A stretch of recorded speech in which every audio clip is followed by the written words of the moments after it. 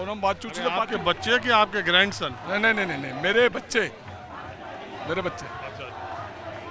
ये तानाशाही सरकार है, कम से कम इनको बातचीत के तो ले आना चाहिए था। कम से कम इनसे अगर बच्चों से बात करते, रात को सवेरे चुपचाप सोनम वांगचुक को उठा के ले गए, कम से कम एक बार टेबल पे बात तो करते, और टेबल पे बात नहीं की है। 13 महीना किसान बॉर्डर पर बैठे थे, देखे थे कि नहीं? हाँ बिल्कुल देखे थे मैंने। 13 महीना बिल्कुल, देखो आके झुकना पड़ा, इन बच्चों के आगे भी झुकना पड़ेगा इनको।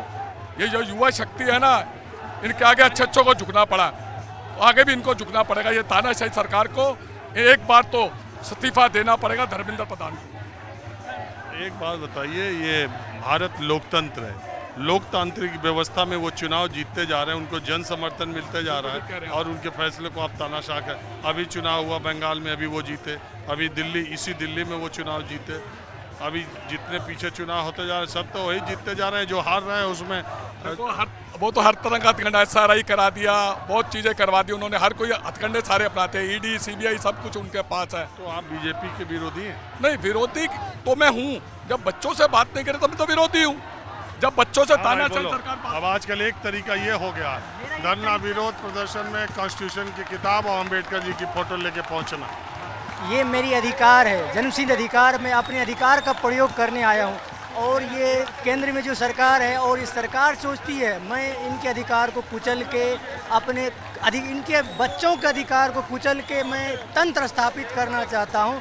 जो ये माफिया, जो नेक्सस इनका है, उनका भुगत भोगी मैं 2024 से भी NTA दिया था, मेरा JRF हो गया था, जबकि कोई सुराग इनको नहीं मिला था, फिर भी ये बोला CBI से लीक हुआ। बताइए इनकी होम मिनिस्ट्री में कैसे डिपार्टमेंट के लोग बैठे हैं, जब पेपर लीक नहीं हुआ तो आप कैसे बोले पेपर लीक हो गया, आपने कैंसिल कर दिया। वो JRF UGC 2024 का, उसका मैं भुक्तभोगी हूँ। मैं अभी 2 मार्क्स से 1 मार्क से 2 बार मैं मिस किया हूँ। मैं UPSC पेपर भी दिया हूँ। इनका ये स्थिति है, बच्चे पे खींच निकालने के लिए हर साल एक्सपेरिमेंट करते हैं। जो UPSC देश को एक स्टील आयरन मैन के फ्रेम के रूप में जो प्रोड्यूस करती है लेबोरियस युवाओं को, उनके साथ ये एक्सपेरिमेंट करते, लेबर बना दी, मतलब लेबोरेटरी बना चुके हैं ये बीजेपी की। ये हर तरह के जो है ना एक्सपेरिमेंट करते हैं, कभी ये पैटर्न चेंज करे, कभी वो करते हैं, तंग करने के लिए। आप एक दिशा में चलो, देश को एक दिशा में लेकर चलो। आपसे देश नहीं चल रहा, ये देश युवाओं की आवाज़ से चल रही है। ये देश यदि चल रही है तो ये हम सभी नौजवानों के संघर्ष से चल रही है। आपको मैंने सत्ता दिया है संघर्ष चलाने के लिए, ना कि मेरी आवाज़ को कुचलने के लिए। जो मेरा अधिकार को सुनिए। मैं आतंकवादी नहीं हूँ, मेरे से बर्ताव होने चाहिए।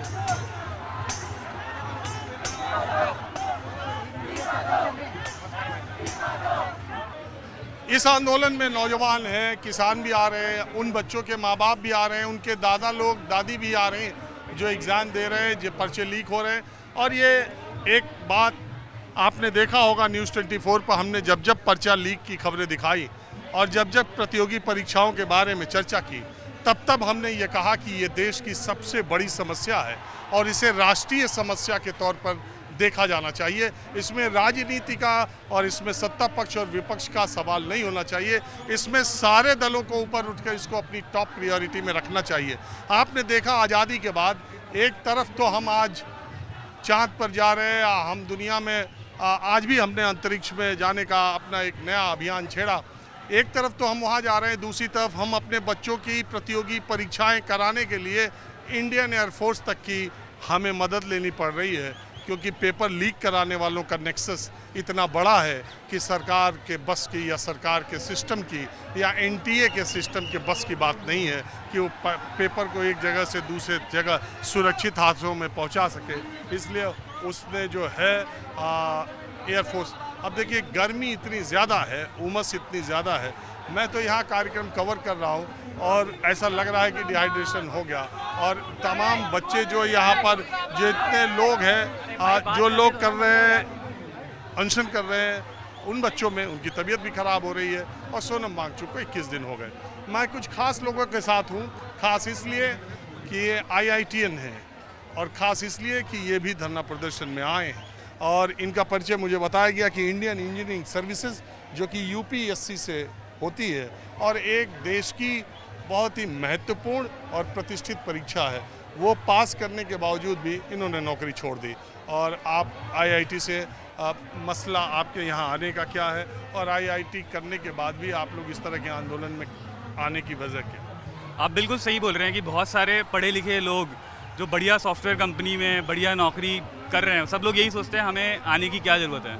बट ये इंटरनेट पे, इंस्टाग्राम पे खाली प्रोटेस्ट दिखा के बहुत हो चुका था। अब द पॉइंट इज़ कि जो बबल था कि सब कुछ चंगा सी, वो अब हर जगह फट रहा है। और मैं फॉर्चुनेटली मैं बोलूँगा कि मैं 10 साल से मोदी गवर्नमेंट को सपोर्ट करता था, बट वो बबल फट गया है कि ये सारा चीज़ें बस दिखावे का है। From smart city to fit India to digital India to girl education और इवन एजुकेशन, तो वो दिख रहा है और इसी कारण से हम यहाँ पे हैं।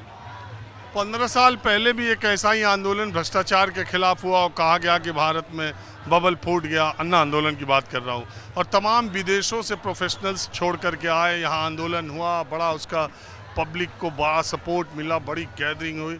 फिर उस आंदोलन से एक पार्टी जन्मी, फिर पार्टी के बाद वो राजनीति में आई, फिर राजनीति में वही आरोप, वही सब चीज़ें, और फिर आप देख ही रहे हैं सब कुछ। आपको लगता है कि अब आम लोगों का आंदोलन से या उस तरह की प्रक्रिया से अब वो जुड़ाव नहीं रहा, या वो लैग कर गया भारत का समाज, या अब फिर से लोगों को जगा पाना बड़ा मुश्किल है?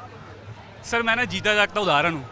मैं 30 साल का हूँ और जब ये अन्ना आंदोलन हो रहा था तब मैं आई थिंक 15-16 साल का रहा हूँगा, और मैं जयपुर का हूँ। मैं जयपुर में अपनी कोचिंग 10th क्लास की कोचिंग, मैथ फिजिक्स की कोचिंग के बाद मैं गया और भारत का झंडा लेके, अन्ना तुम संघर्ष करो, हम तुम्हारे साथ। उसके बाद जो भी घटा, मैं किसी पार्टी विशेष केजरीवाल के बारे में नहीं बोलना था, but I agree in general youth का towards political parties and even these protest थोड़ा सा जो रुझान है और कि मैं भी इस पे पार्टिसिपेट करूँ, वो कम हुआ।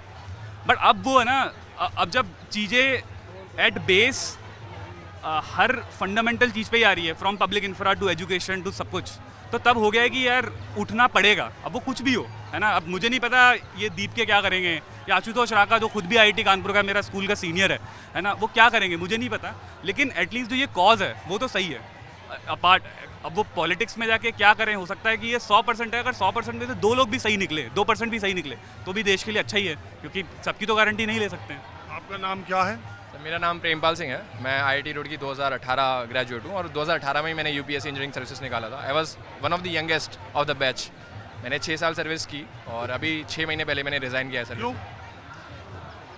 काफ़ी कारण है, व्यक्तिगत कारण भी थे, और ये ऑब्जर्वेशनल कारण भी था कि अगर मुझे क्या ना सर्विस में रहकर के आप बदलाव ला सकते हैं, पर उसका एक दायरा है, क्योंकि आप सर्वेंट हैं।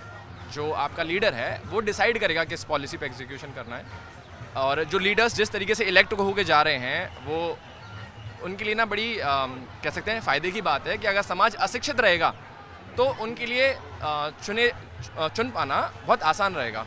तो मुझे जिस तरीके का बदलाव मैं चाह रहा था, तो मुझे इसलिए मैंने वहाँ से रिज़ाइन किया, और अब मैं अपने गांव वापस लौटा हूँ, और गांव में मैंने शिक्षा को ही लेकर के मुहिम शुरू करी है, और भी बदलावों के लिए मैंने आवाज़ उठाना शुरू करी है। तो बस यही। यहाँ आने का क्या? यहाँ आने का सिंपल सा कारण है कि शिक्षा व्यवस्था, बेसिकली जो पेपर लीक हुआ, पेपर लीक ये दिखाता है कि शिक्षा व्यवस्था की जो नींव है वो कमज़ोर हो गई है। इतनी बड़ी जनसंख्या के लिए हमारा ये दायित्व बनता है कि हम अपनी GDP का एक बड़ा हिस्सा शिक्षा पर लगाएं। 4% आप हिस्सा लगा रहे हैं, आप कैसे एक्सपेक्ट कर सकते हो कि शिक्षा व्यवस्था मजबूत होगी? अब देखिए, मैंने कहा ना, मुद्दे तो बहुत हैं, इसीलिए अभी जैसे ये जो आंदोलन चल रहा है, मैं उससे भटकना नहीं चाहता। वो है अकाउंटेबिलिटी फिक्स करने का, कि आप एग्जाम्स को नहीं लीक कर सकते। धीरे धीरे बदलाव आएंगे, धीरे धीरे और इंस्टीट्यूशंस आएंगे, कॉलेजेस बिल्ड होंगे, वो होता रहेगा। पर आज एग्जाम लीक हुआ है। अब समय खत्म हो गया, मैं फिर आऊँगा। एक बात ऐड करना, प्रॉब्लम पता क्या है? एजुकेशन का मार्केटाइजेशन हो गया है, उसको प्रॉफिट का धंधा, हाँ, बाजारी कर रहा बस वही है, उससे निकाल। सर एजुकेशन और हेल्थ, सर लास्ट बार, एजुकेशन और हेल्थ सरकार की जिम्मेदारी है। सरकार अपना काम नहीं कर रही है, इसलिए हम यहाँ आए हैं और उनसे करवा के रहेंगे।